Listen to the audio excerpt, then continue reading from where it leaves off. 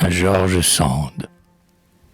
Lorsque de ces lumières harmonieuses et douces, le printemps parfumé réjouit dans la mousse, l'insecte, anéanti longtemps par le sommeil, dans son frêle langage il bénit le soleil, s'unissant par l'amour à l'hymne solennel qu'exhale la nature en sa joie éternelle. C'est ainsi que mon cœur, avec effusion, t'offre tout bas l'encens de l'admiration. Ô poète éclatant, âme que le génie fit d'un rayon d'amour, d'orgueil et d'harmonie, lire où tombe un reflet de l'immortalité qui chante dans l'extase et dans la majesté. Ah, prêtresse de l'art, ta parole flamboie, ta parole est un ciel où mon âme se noie, un temple dont la base est faite de granit, où l'arabesque d'or à la cante s'unit, et dont le large dôme, inondé par la flamme, dans son ardent milieu voit rayonner ton âme, car le ravissement d'un élan spacieux entr'ouvre l'ombre humaine et révèle les cieux. Quand l'esprit s'est plongé dans tes rêves splendides, Indiana, Geneviève, ô mes anges candides, senteurs qui vous bercez dans l'ombre et qui pleurez, toutes deux, miel divin pour les cœurs altérés.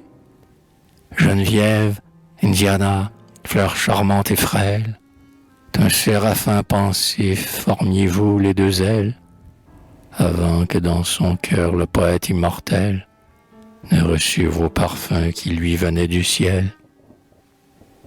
Et toi, sublime esprit, éclair de son génie, mélange de beauté, de force et d'ironie, cœur éteint et brûlant, abîme, être inouï, dont le regard d'amour d'audace éblouit, création étrange, âme vierge et blasée, Lélia, quelle es-tu, délirante pensée? Et toi, mystique Hélène, où lire que le vent fait vibrer dans les cieux comme un parfum vivant. Hélène, réponds-nous, d'où est profond mystère, harmonieuse voix, es-tu bien de la terre? Ah, poète, pardonne à mon cœur enivré de s'égarer ainsi dans ton rêve sacré. Pardonne, car de soi l'on n'a plus la mémoire quand les faibles regards s'éblouissent de gloire.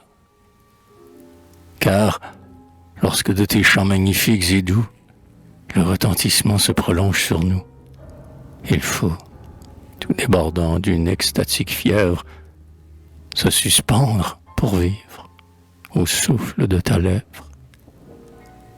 De l'abîme terrestre, il faut surgir soudain, tendre d'intelligence à ton nom souverain, tremper sa plume au feu dont la gloire t'inonde, et dire que sans toi périrait tout un monde, le monde de l'esprit, orbe des divins airs, qui de toi, son soleil, reçoit ses mille éclairs.